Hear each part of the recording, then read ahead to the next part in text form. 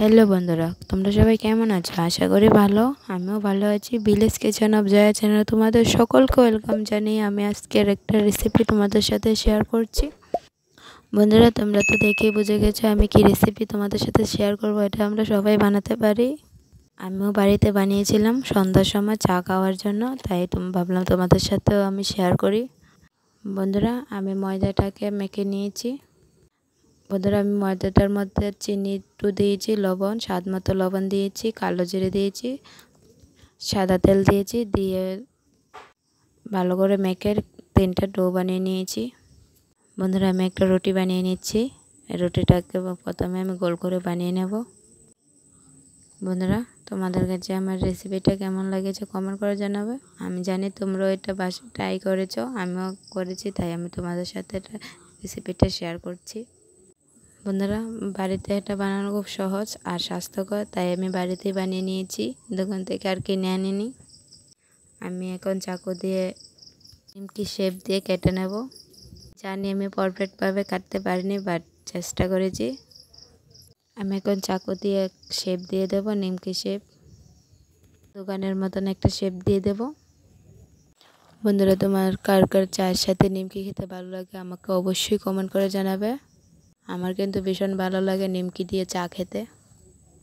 বন্ধুরা, আমার নিমকিগুলি কাটা হয়ে গেছে, আমি এখন তুলে নেব। আমি সবগুলো নিমকি এভাবে কেটে নেব, নিয়ে এক এক করে বাটিতে এখন তুলে নেব।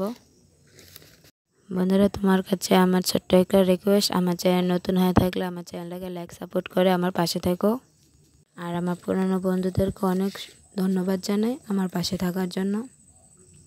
তোমরা আমার ভিডিওটাকে এভাবে সাপোর্ট করে আমাকে সামনে এগিয়ে নিয়ে যেও। তোমাদের কাছে অসংখ্য ধন্যবাদ আমার পাশে থাকার জন্য। আমার সাথে থেকো, পাশে থেকো। আমার ভিডিওটা ফুল ওয়াচ করো, ভালোবাসা দিয়ে পাশে থেকো। আমার নিমকিগুলি তোলা হয়ে গেছে। আমি এখন কড়াইতে তেল গরম দিয়ে দিয়েছি, তেলটা গরম হয়ে গেছে। এখন আমি নিমকিগুলি ভেজে নেব ভালো করে। আমি লাল লাল করে ভেজে নেব। এক পিঠ হয়ে গেছে, আরেক পিঠ উল্টে দিয়েছি। বন্ধুরা, এইভাবে নাড়াচাড়া করে আমি ভালো করে ভেজে নেব।